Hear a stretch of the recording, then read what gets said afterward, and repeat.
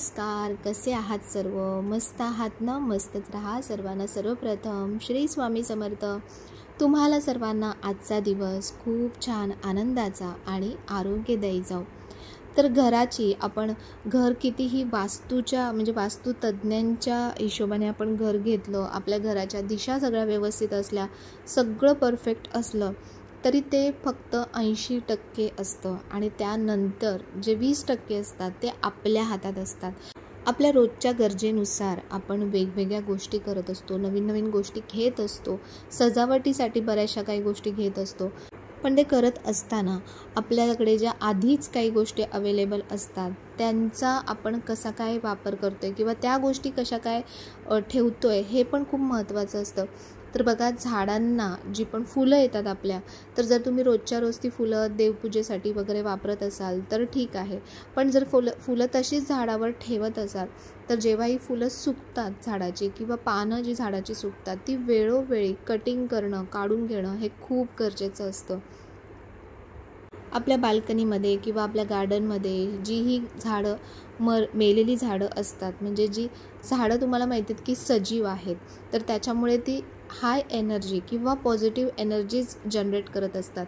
आणि त्याच्यामध्ये जर जी काही झाडं सुकलेली असतील किंवा मेलेली झाडं असतील तर ती वेळच्या वेळी तिथून काढणं हे खूप गरजेचं असतं.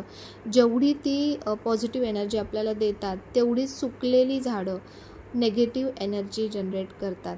तर म्हणूनच तुमच्या गार्डनमध्ये किंवा बाल्कनीमध्ये जिथेही झाडं असतील शक्यतो तो परिसर स्वच्छ आणि नीटनेटका ठेवण्याचा प्रयत्न आपण केला पाहिजे. झाडांची खूप चांगल्या प्रकारे वाढ तेव्हाच होते जेव्हा आपण त्यांना रेग्युलर अशा प्रकारे कटिंग करत राहतो. यामुळे काय होतं, एक तर झाडं खूप छान शेपमध्ये राहतात, अस्ताव्यस्त अशी पसरलेली दिसत नाहीत. शक्यतो ज्या वेली ज्या असतात, जे रोपं असतात, जे कसेही कुठेही वाढत असतात, तर तेही तुम्ही वेळोवेळी जर व्यवस्थित कटिंग कराल ना तर ते झाड अगदी व्यवस्थित छान दिसतं. जसं आपण केस कापल्यानंतर बघा आपले केस कसे व्यवस्थित व्हॉल्यूम वाटतो केसांना, तर तसंच झाडांच्या बाबतीत सुद्धा असतं. तशीच आणखीन एक महत्त्वाची गोष्ट ती म्हणजे आपले जुने कपडे. आपल्या कपाटामध्ये खूप सारे कधीचे जुने कपडे पडलेले असतात. तर हे कपडे कसे द्यायचे? जेव्हा पण तुम्हाला कपडे कोणाला द्यायचे असतील तर ते मिठाच्या पाण्यामधून काढा, स्वच्छ धुवा आणि सुकवल्यानंतर जमल्यास इस्त्री करून किंवा असेही तुम्ही ते दुसऱ्यांना देऊ शकता.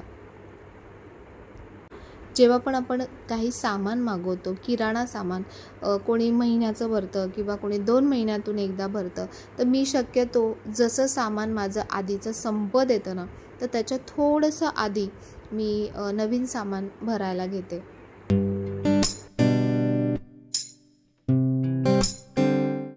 शॉपिंग मॉल्समध्ये गेल्यानंतर किंवा किराणा सामान भरताना आपल्याला बऱ्याच नवीन गोष्टी दिसत असतात. मार्केटमध्ये आता सध्या एकाच पदार्थाचे खूप सारे प्रकार किंवा खूप साऱ्या व्हरायटी त्याच्या आपल्याला बघायला मिळतात. तर मी कुठली गोष्ट फॉलो करते, तर शक्यतो मी आता भरपूर वर्षापासून आपण संसार करतोय, तर त्याच्यामुळे आपल्याला माहिती आहे की कुठल्या गोष्टी आपल्या घरामध्ये प्रत्येकाला आवडतात किंवा कुठल्या गोष्टी व्यवस्थित वापरल्या जातात, खाल्ल्या जातात. तर त्याच्या हिशोबाने मी तेच ब्रँड किंवा त्याच गोष्टी मी शक्यतो खरेदी करते.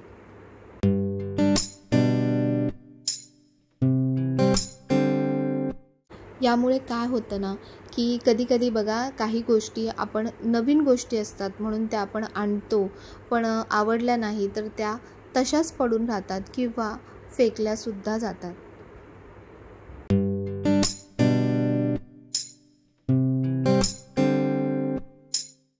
आपल्या स्वयंपाकघरामधले बरेचशी भांडी म्हणा, म्हणजे आपण जे आता डब्बे वापरतो काही भरण्यासाठी, तर ते नियमितपणे स्वच्छ असणं खूप गरजेचं असतं. तर मी तरी काय करते की जेव्हा जे डब्बे रिकामी होतात तर ते लगेचच स्वच्छ करून ते ठेवून देते आणि त्याच्यामुळे लक्षातही राहतं. हे तुम्ही नोट करू शकता, एखादी छोटीशी डायरी मेंटेन करू शकता की ज्याच्यामध्ये तुमची जी वस्तू संपते तर त्या वस्तू तुम्ही लिहून ठेवल्यात, तर जेव्हाही तुम्ही किराणा सामान आणायला जाल तर तेव्हा तुमच्या लगेचच ते लक्षात येतं. आणि जे पण भांडी ज्या गोष्टीसाठी किंवा जेही डब्बे ज्या गोष्टीसाठी वापरलेले आहेत त्याच गोष्टी पुन्हा त्या डब्यामध्ये मी रिफिल करते, म्हणजे आपल्याला नेक्स्ट टाईम पुन्हा डब्यांचं शॉर्टेज येत नाही. किराणा सामान भरताना आणखीन एक महत्त्वाची गोष्ट ती म्हणजे की जेव्हाही तुम्ही पॅकेट्स घेता तर तेव्हा तुम्ही पॅकेट्सच्या मागे जी पण एक्सपायरी डेट किंवा मॅन्युफॅक्चरिंग डेट जी लिहिलेली असते ती बघूनच तुम्ही पॅकेट्स घेत जा. कधी कधी काय केलेलं असतं, वरच्या लेयरला ना जी आधीचे पॅकेट्स असतात ते ठेवलेले असतात आणि त्याच्या बॅक साईडला किंवा खाली जे नवीन मॅन्युफॅक्चर केलेले असतात तर ते पॅकेट्स ठेवलेले असतात. तर म्हणून लेटेस्ट जेवढं तुम्ही घ्याल तर तेवढं ते आपल्यासाठी चांगलं असतं.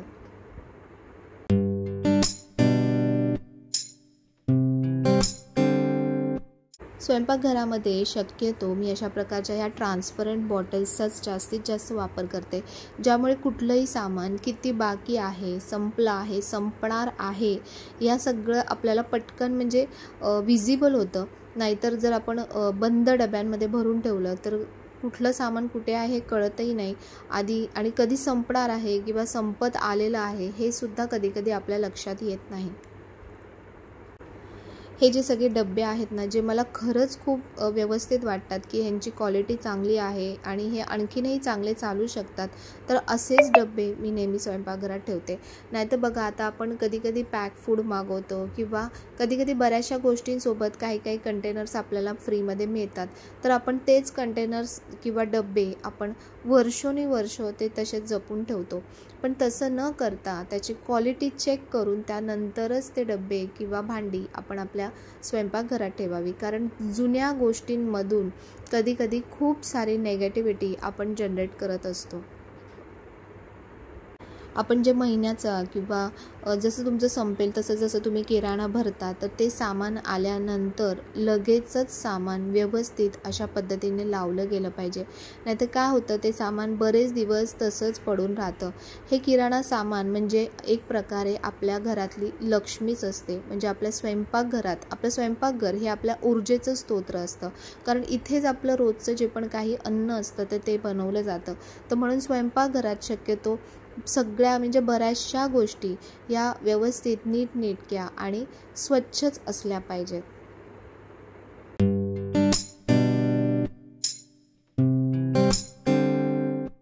बऱ्याचदा आपल्याला जे पार्सलचे पॅकेट्स येतात किंवा बऱ्याचशा काही ना काही पिशव्या त्याच्यासोबत येतात, तर त्याही जमा करून ठेवायची खूप साऱ्या जणांना सवय असते.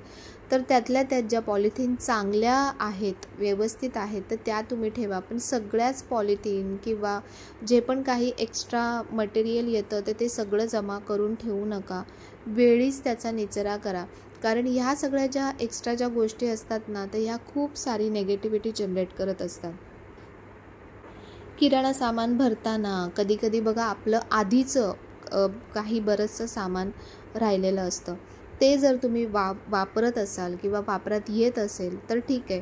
किंवा जर कधी काही गोष्टी आपण खायच्या आणतो आणि त्या कोणाला आवडत नाहीत घरामध्ये, मग ते तशाच पडून राहतात आणि त्यानंतर कधी कधी त्या खराब होईपर्यंत ते तशाच ठेवल्या जातात आणि त्यानंतर कचऱ्याच्या डब्यात जातात. त्यापेक्षा जर तुम्हाला हे लक्षात येत असेल वेळीच की हे खाल्लं जात नाही आहे, कोणीच खात नाही आहे, तर तुम्ही ती गोष्ट वेळीच कोणाला तरी द्या, जेणेकरून ते अन्न कोणाच्या तरी मुखी लागेल. जे तुम्ही तुमच्या कष्टाचे, मेहनतीचे पैसे खर्च करून तुम्ही ज्या गोष्टी आणता, तर त्याचा व्यवस्थित वापर होईल. आपण जरी नाही खाल्लं तरी इतर कोणी व्यक्ती ज्यांना खरंच त्या गोष्टींची गरज आहे किंवा कधी त्यांनी त्या गोष्टी बघितलेल्या सुद्धा नसतात, तर त्यांना सुद्धा तुम्ही त्या गोष्टी देऊ शकता. पूर्वी नवीन जेव्हा संसाराला सुरुवात झाली होती, तर तेव्हा बऱ्याचशा गोष्टी आपल्याला मैत्रिणींना माहिती नसतात. तर आपण खूप साऱ्या गोष्टी म्हणजे व्हेरिएशन असलं पाहिजे, खाण्यामध्ये व्हेरिएशन असलं पाहिजे वगैरे, अशा प्रकारे खूप साऱ्या नवीन गोष्टी घेऊन येतो. पण नंतर त्या गोष्टींचा तेवढा पुरेसा वापर केला जात नाही आणि बऱ्याचशा गोष्टी फेकून दिल्या जातात. तर म्हणून आपल्याला जेवढी गरज असेल तेवढ्याच गोष्टी आपण घेऊन यायला पाहिजेत. पूर्वी आहे ना, मी तुम्हाला सांगते की डीमार्टला वगैरे अशा ठिकाणी गेल्यानंतर काय होतं, ग्रॉसरीचं सामान आपण घ्यायला जातो, म्हणजे किराण्याचं सामान आपण घ्यायला जातो. पण ते सामान घेता घेता अशा खूप साऱ्या अनावश्यक गोष्टींची खरेदी आपल्याकडून होत असते. तर म्हणून शक्यतो मी आता अशा ठिकाणी जाणंच टाळते आणि जिथे फक्त ग्रॉसरी सामान मिळतं अशा ठिकाणीच मी किराण्याचं सामान घ्यायला जाते. म्हणजे आपल्याला जे गरजेचं आहे तेवढंच आणलं जातं आणि तेवढंच वापरलं सुद्धा जातं. बघा, जे काही सामान एक्स्ट्राचं थोडं थोडं असं राहतं ना, ते अशा प्रकारच्या क्लिप्स मी आणून ठेवते आणि या क्लिप्स लावल्यामुळे तुमचे जे पॅकेट्समध्ये तुम्ही जे पण काही ठेवता तर ते अगदी तसंच्या तसं फ्रेश राहतं. महिन्याचं किराण्याचं जे आपण सामान भरतो तर ते फक्त आणून एकदाच आणलं आणि तसंच डंप करून ठेवलं तर त्यात काय आहे काय नाही हे तुम्हाला कधीच कळणार नाही. त्यातलं बरंचसं सामान हे असंच पडून राहील आणि त्यानंतर एक्सपायरी डेट संपल्यानंतर किंवा कधीकधी सामान खराब झाल्यानंतर ते असंच्या असं फेकलं जातं. यामुळे पैशाचा तर अपव्यय होतोच, पण लक्ष्मीचा सुद्धा यासोबत अपमान होतो. तर म्हणून वेळोवेळी तुम्ही जे डबे भरून ठेवता, जिथे पण एक्स्ट्रा स्टोरेज काही ठेवता तर ते वेळोवेळी काढत जा. निदान आठवड्यातून एकदा तरी ते सामान काढत जा आणि चेक करत जा.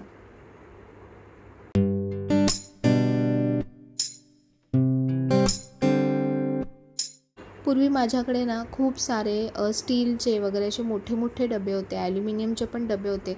त्यातले 1-2 डबे मी ठेवलेत, पण बाकीचे सगळे डबे मी आता काढून टाकलेत. म्हणजे ते मी स्टोरेजसाठी वापरत नाही. कारण काय होतं ना, त्याच्यामध्ये जे पण एक्स्ट्रा स्टोरेज आपण म्हणजे सामान भरतो तर ते आपण एकावर एक वगैरे त्याच्यामध्ये घालून ठेवतो आणि नंतर मग आपण त्या डब्यांना बरेच दिवस हातही लावत नाही. त्यामुळे बऱ्याचशा अशा गोष्टी असतात ज्या खालच्या बाजूला आपण ठेवलेल्या असतात त्या तशाच पडून राहतात आणि कधीकधी खराबसुद्धा होतात.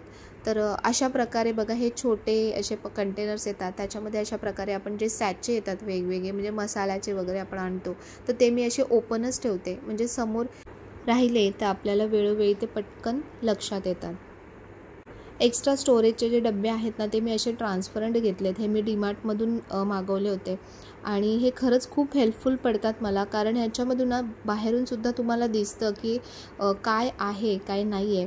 जे पण पोहे म्हणा किंवा जे सामान अगदी आपल्याला कधीच लागतं, जे रिफिलिंगसाठी आपण आणतो जास्तीचं, तर ते सामान मी याच्यामध्ये भरून ठेवते आणि जे ओपन सामान आहे ते मी दुसऱ्या कंटेनरमध्ये घालून ठेवते.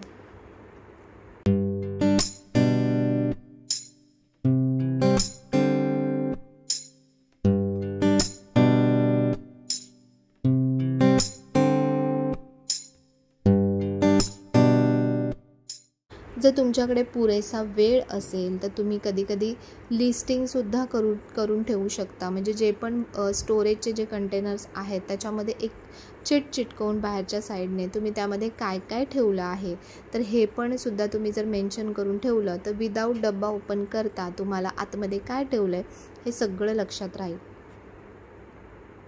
तर इथे वरती मी हा एक ओपन ट्रे ठेवते ज्याच्यामध्ये जे पण कडधान्य आहेत ते मी सगळे वरती ठेवलेत. म्हणजे जितके पुरले तितके मी सगळे डब्यांमध्ये भरून ठेवले आणि बाकीचे जे पॅकेट्स आहेत ते मी इथे ओपनमध्ये ठेवते. जसे जसे लागतात तसे तसे वापरले जातात आणि अगदी समोर विजिबल राहतात की किती बाकी आहे आणि शक्यतो मी महिनाभर पुरतील इतकेच घेऊन येते. खूप जास्त क्वांटिटी घेऊन येत नाही. जेवढे आपल्या घरामध्ये माणसं असतील, जेवढं तुम्हाला सामान लागत असेल तर त्याच्या हिशोबानेच तुम्ही ते सामान सगळं घेऊन येत चला.